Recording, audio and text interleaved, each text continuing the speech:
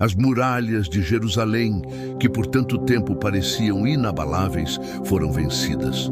O som das trombetas inimigas ecoava pelas vielas e o fogo subia dos telhados. Crianças choravam, sacerdotes lamentavam e os anciãos sabiam: aquele era o preço da desobediência de um povo. O rei da Babilônia, Nabucodonosor II, havia conquistado a cidade santa. Entre os milhares levados cativos, havia jovens escolhidos a dedo, inteligentes, fortes, bem apresentados. Entre eles estava Daniel, um jovem de coração puro, olhar sereno e fé profunda.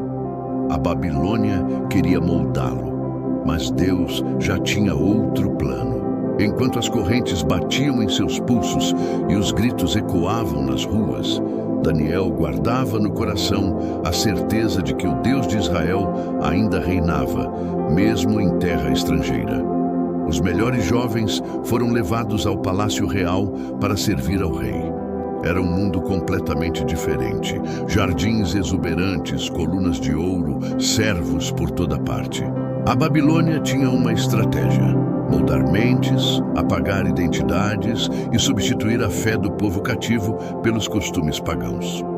Daniel e seus amigos, Hananias, Misael e Azarias, foram vestidos como príncipes, ensinados na língua e na cultura babilônica.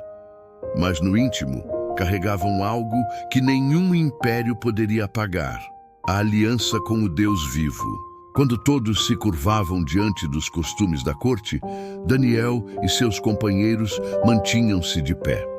Eles sabiam que o sucesso diante dos homens não valia mais do que a fidelidade diante de Deus.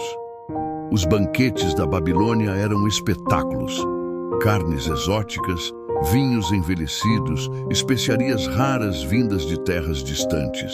Mas para Daniel, cada prato representava uma escolha: obedecer a Deus ou agradar aos homens. O decreto era claro: todos deveriam comer e beber da mesa do rei. Mas Daniel decidiu em seu coração que não se contaminaria. Ele sabia que fidelidade não se negocia. Mesmo cercado de pressão, luxo e ameaças silenciosas, manteve-se firme. Enquanto os outros jovens cediam ao prazer da mesa real, Daniel e seus amigos pediram algo simples: legumes e água. Não era sobre dieta, era sobre aliança. Sobre permanecer fiel mesmo quando ninguém estava olhando. Por 10 dias, eles comeram apenas legumes e beberam água, enquanto todos os outros desfrutavam dos banquetes do rei. Os guardas zombavam: vocês vão adoecer, o rei ficará furioso. Mas Daniel não vacilou. Ele não dependia da aprovação dos homens. Ele confiava em Deus. Ao final dos 10 dias, algo surpreendente aconteceu. Daniel e seus amigos estavam mais fortes, saudáveis e radiantes do que qualquer outro jovem. Aquilo não era sorte, era fidelidade recompensada. Deus havia honrado aqueles que o honraram. O que era para envergonhá-los se tornou testemunho. Até os guardas se calaram, o rei ficou impressionado e o nome de Daniel começou a ser lembrado nos corredores do poder. Com o passar dos anos, Daniel foi se destacando por sua inteligência e discernimento. Ele não era apenas sábio, havia algo diferente nele. Uma luz divina brilhava em suas palavras. Quando outros falavam com confusão, Daniel falava com clareza. Quando outros buscavam respostas nos astros, Daniel as recebia do céu. O rei começou a perceber que Daniel não era um servo comum. Ele carregava o espírito do Deus Altíssimo. Mesmo em uma terra pagã, Daniel foi elevado a posições de honra. Ele não precisou lutar por espaço. Deus o posicionou. Certa noite, Nabucodonosor II teve um sonho perturbador. Nenhum dos magos, encantadores ou sábios conseguiu interpretá-lo. O rei, furioso, ameaçou matar todos os conselheiros, mas Daniel pediu tempo para orar.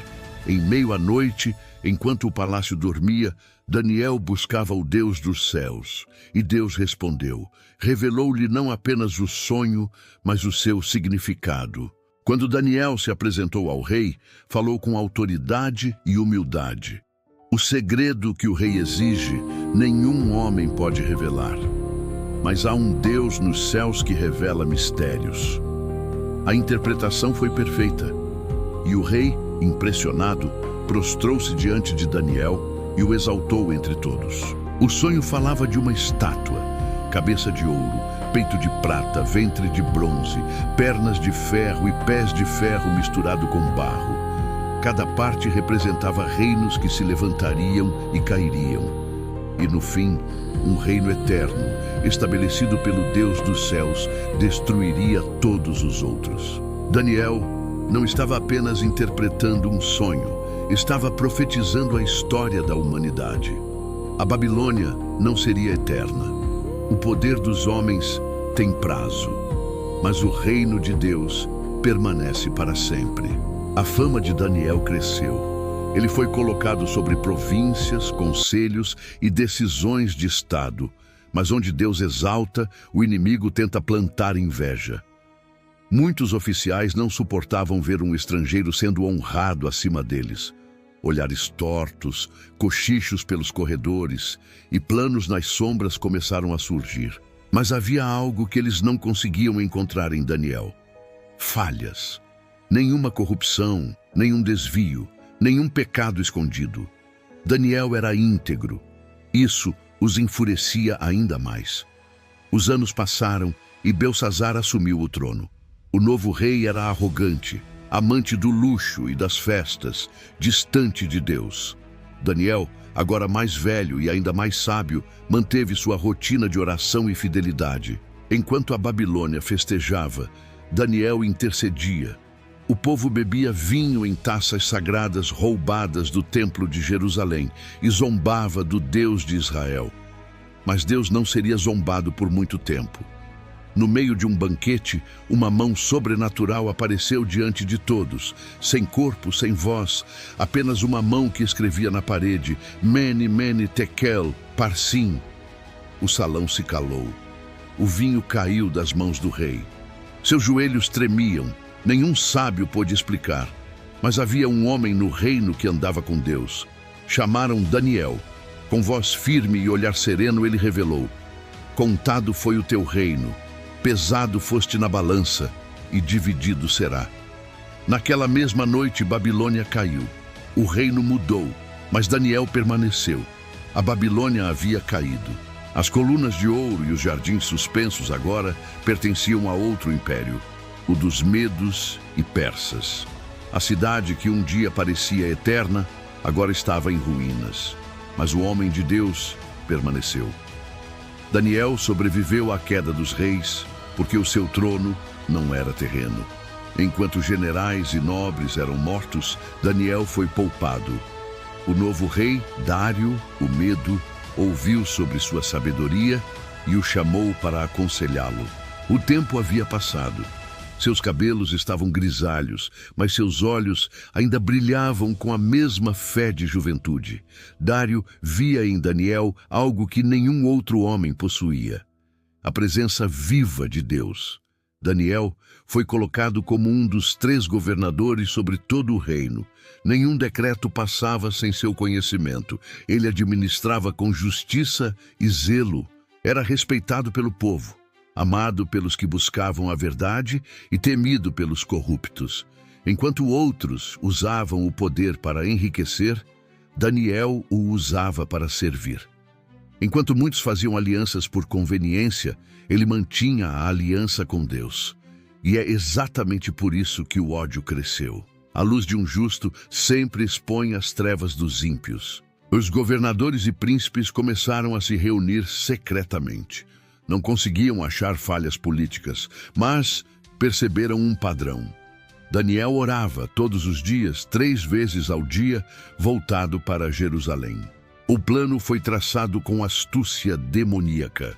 Eles sabiam que Daniel nunca deixaria de orar, mesmo sob ameaça. Então, criaram uma armadilha perfeita. Foram até o rei Dário com palavras de bajulação: ó rei, tu és digno de honra, que todos em teu reino reconheçam tua grandeza.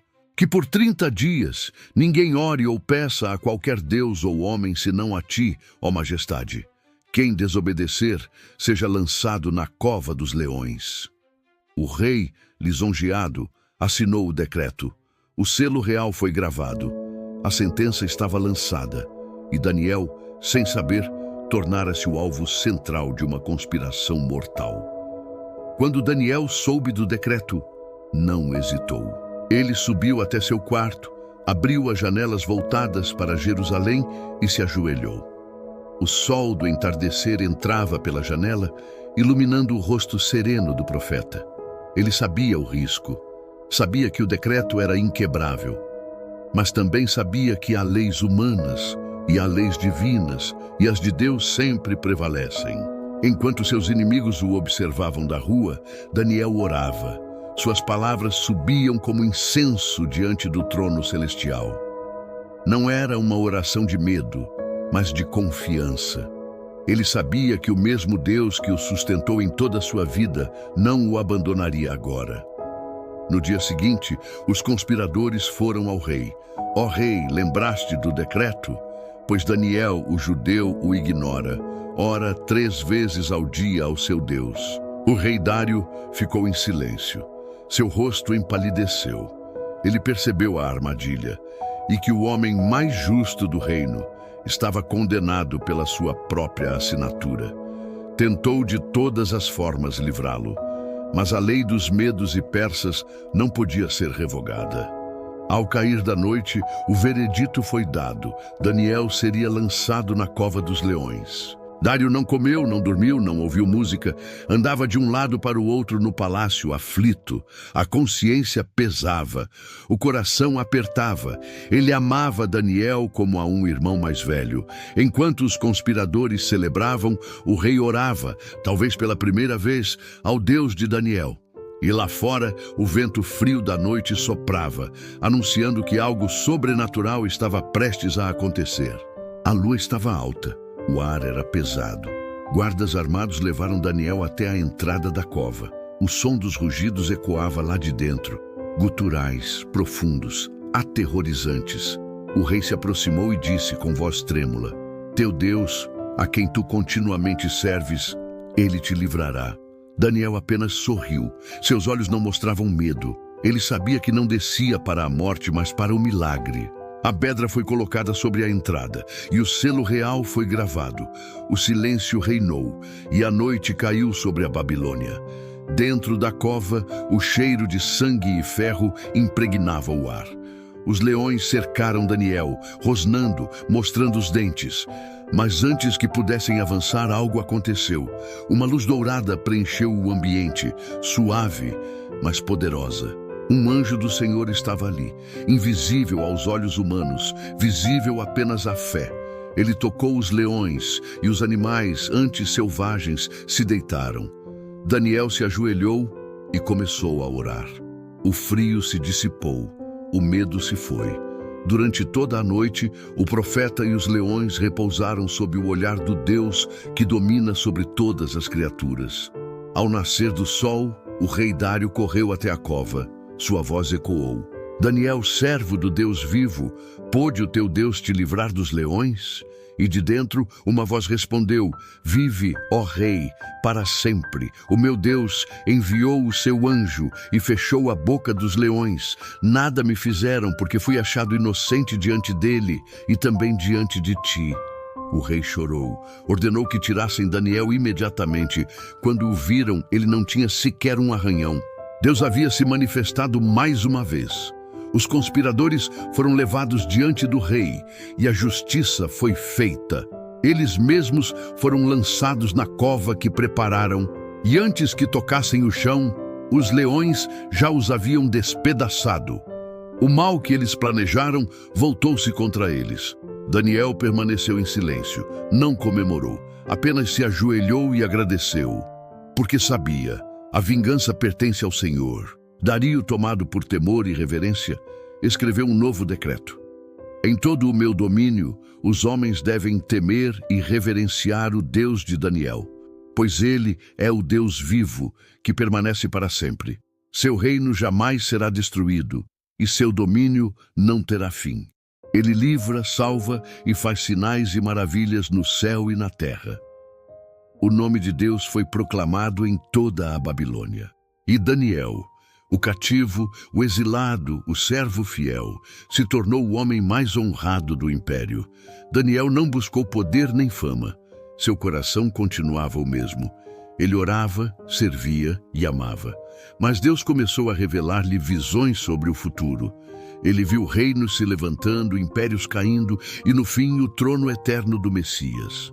Essas revelações o deixavam sem forças. Ele caía em jejum e oração por dias. Mas Deus sempre o fortalecia e dizia: "Não temas, Daniel, homem muito amado. Desde o primeiro dia em que aplicaste o teu coração a compreender e a humilhar-te diante de teu Deus, foram ouvidas as tuas palavras." Certa vez, ao lado do rio Tigre, Daniel viu algo indescritível. Um homem vestido de linho, com um cinturão de ouro puro. Seu rosto brilhava como relâmpago, seus olhos como tochas de fogo e sua voz como o som de muitas águas. Daniel caiu com o rosto em terra, tremendo, mas o ser celestial o tocou e disse: "Levanta-te, porque és muito estimado."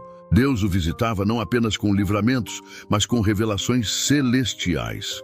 Mesmo depois da fama, Daniel manteve o mesmo hábito simples: 3 vezes ao dia, ajoelhar-se diante de Deus. As janelas abertas para Jerusalém representavam esperança, a lembrança de um lar prometido. Enquanto muitos se curvavam a ídolos, Daniel se curvava à fé.